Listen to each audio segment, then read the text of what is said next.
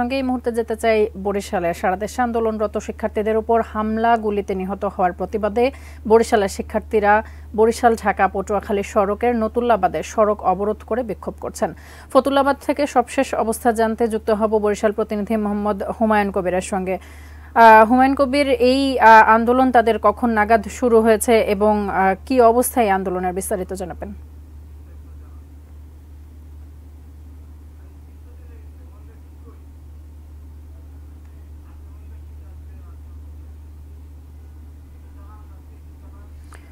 দর্শক, গতকাল থেকে সংঘর্ষে 6 জন নিহত হয়েছেন। সেই নিহতদের তারা যে নিহত হয়েছেন এই জন্য আসলে বিক্ষোভ করছেন বরিশালের শিক্ষার্থীরা।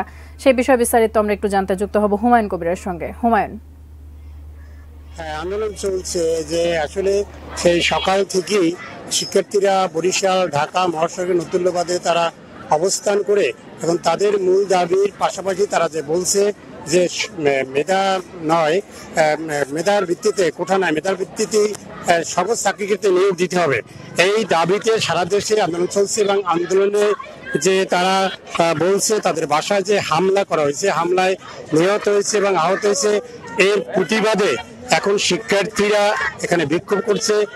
আপনি দেখতে পাচ্ছেন যে এই সড়কটি অবরোধ করে ঢাকা বরিশাল পটুয়াখালী কুয়াকাটা এই মহাসড়কটি অবরোধ করে শিক্ষার্থীরা বিক্ষোভ করছে।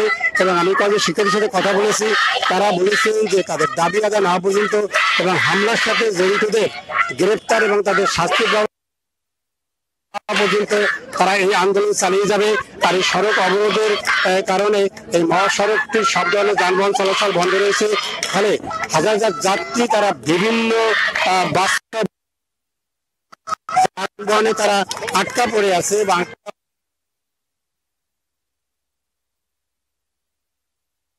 দাঁড়িয়েছি যে নতুল্লাবাদে এখানে যারা এখন বিক্ষোভ করছে তারা সরকারি মহিলা কলেজের শিক্ষার্থী এবং তারা বিক্ষোভ করছে। আমরা যদি জানতে পেরেছি কিছুক্ষণের মধ্যে সরকারি বিএম কলেজের শিক্ষার্থীরা এখানে আসবেন বলে তারা জানিয়েছেন এবং তারা আন্দোলন তারা চালিয়ে যাবে। এবং ঢাকা বরিশাল বিশ্ববিদ্যালয় যে বন্ধ করার পরে শিক্ষার্থীরা তারা বলছে যে কোনো রকমের তারা হল ত্যাগ করবে না। যদি হল ত্যাগে বাধ্য করা হয় তাহলে শিক্ষার্থীরা জানিয়েছেন তারা আবার সড়ক অবরোধ করবে। যে আন্দোলন চলছে এবং আন্দোলন থেকে তারা পিছপা হবে না বলেও জানিয়েছেন।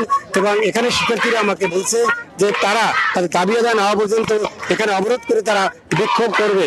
এই ছিল আমার কাছে বরিশালে যে কোঠা নির্দিষ্ট আন্দোলনের সর্বশেষ